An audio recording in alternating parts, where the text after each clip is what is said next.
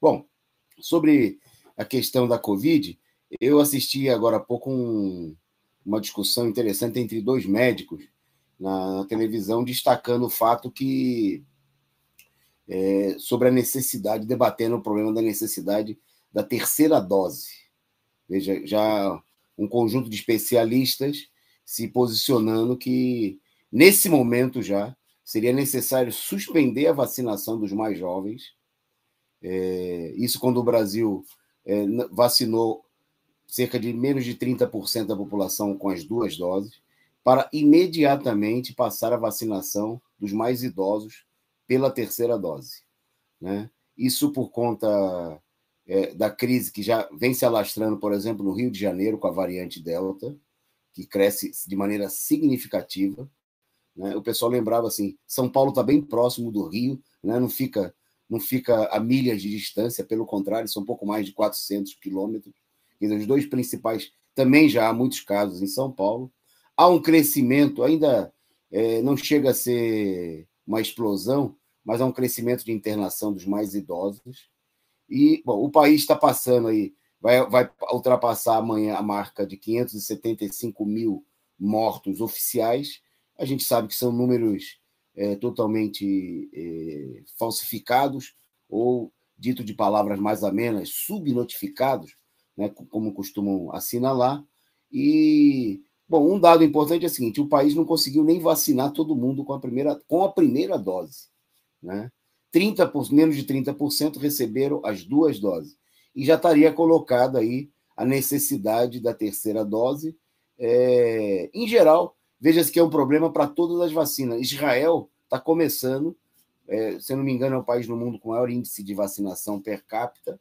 Né? Só deixaram de vacinar os palestinos, os pobres, né? A ralé, mas a população, de uma maneira geral, tem uma cobertura de mais de 70% de vacinação. E com a Pfizer, né, uma das mais caras, mas que tem apresentado um índice de eficácia alegadamente superior.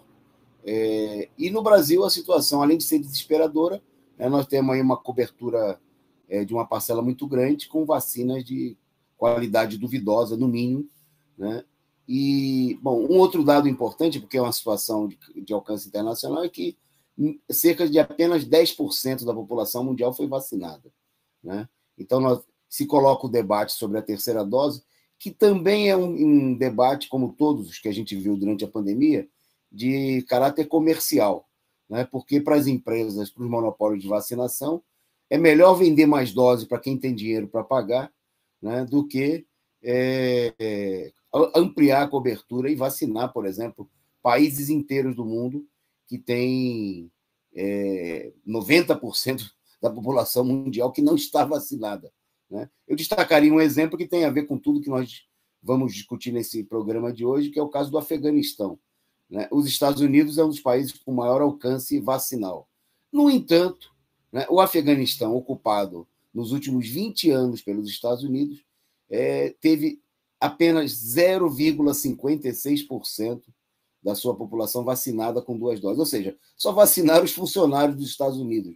Né? Provavelmente era o pessoal que trabalhava diretamente para os americanos, nas embaixadas, gente do governo que eles não gostariam que morresse, mostrando, evidentemente, que a política do imperialismo é deixar morrer quem não lhe interessa, ou seja, a classe trabalhadora, a população pobre. Então, o debate sobre a questão, a urgência sobre a quebra da patente das vacinas continua colocada no Brasil e em todo o mundo como uma necessidade. Né? A pandemia está longe de ter acabado, né? Inclusive tem idas e voltas. Né?